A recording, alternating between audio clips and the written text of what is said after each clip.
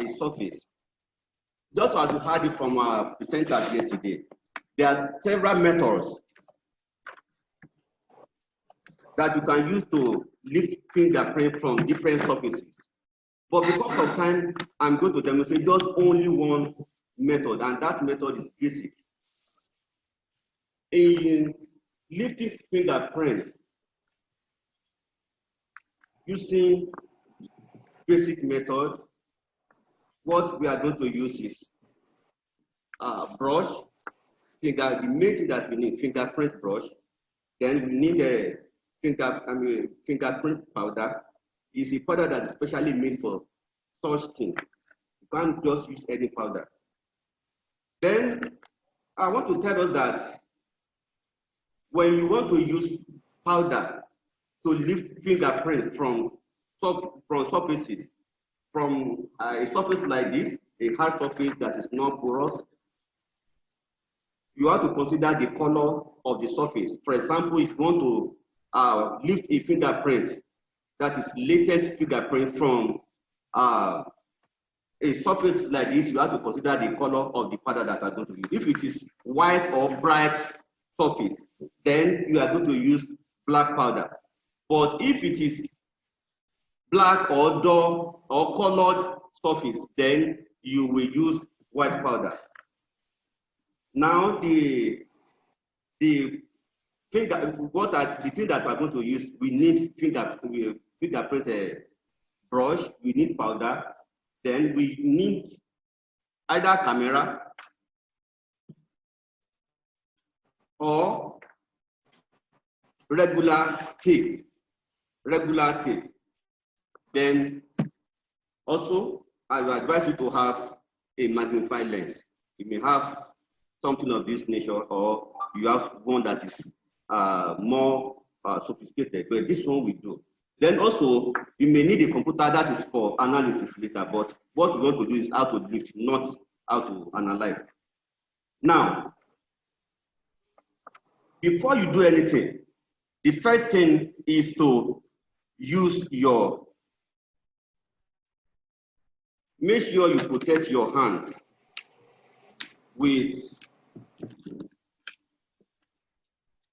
gloves, so that you not transfer or contaminate the surface with your own fingerprint.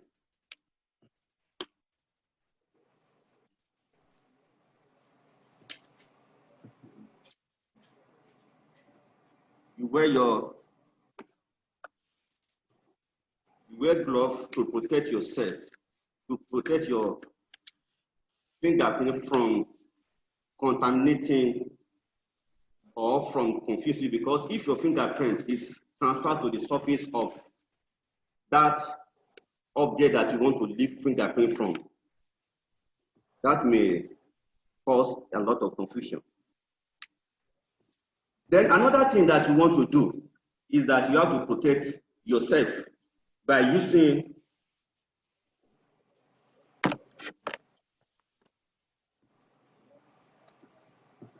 nose mask, so that your DNA will not be transferred to that object, because probably another person may still want to work on it to see whether there's DNA on the object. But because I want you to hear me, so I will not use this thing. If you want to do it actually, the best thing is to put on your nose mask. Now, when you remove this thing from the packet, the first thing to do is to make sure you break the head off like this until it forms something like a dome, because you are using the edge. Then using the powder,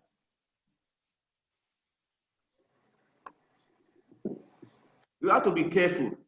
You don't need to dip it inside the powder direct like this. If you are going to dip it, that some things may happen. For example, if you dip it, if you take too much powder, by the time you begin to use it, it will mess up the whole thing. Another thing is that you'll be contaminating the powder by touching the surface and now putting it back.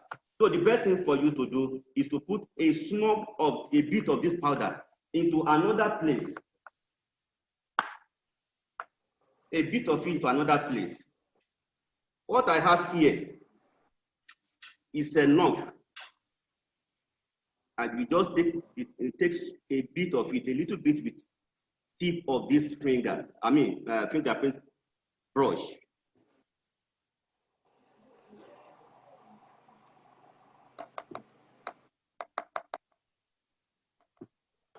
Then this surface, we are suspecting that we have somebody's fingerprint. This is a tile. We are suspecting that somebody's fingerprint or a suspect's fingerprint is on it. So we want to try to process it to see if it is there. Then when you want to do it, you make sure that you scroll it, you spin it, not wipe. Don't wipe it like this.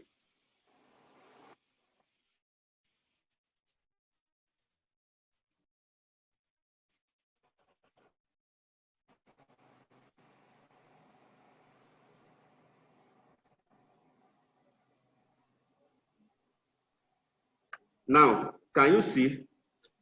This is a fingerprint. This is another one. This is another one. Different fingerprint, different fingerprint. So you can now lift it using your regular tape or hinge lifter, or you may camera it. Just use your camera to snap it. But when you are going to snap it, you have to make sure that you are snapping it at 45 degrees so that the reflection will not destroy the image. So let me lift it with a regular tape.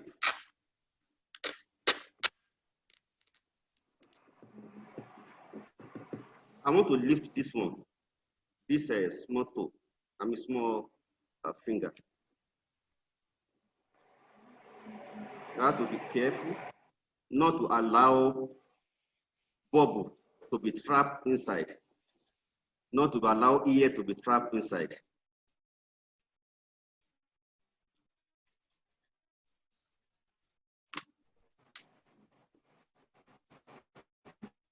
So you get your identification paper.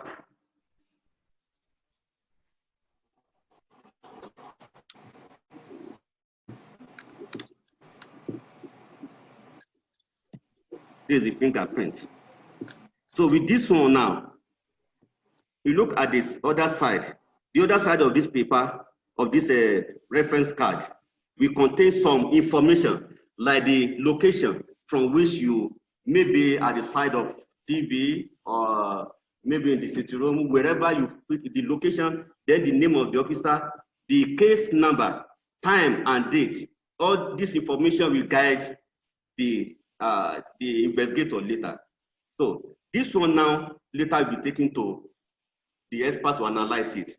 Or if you can do the analysis, you can do it by using either your magnifying lens to compare the type of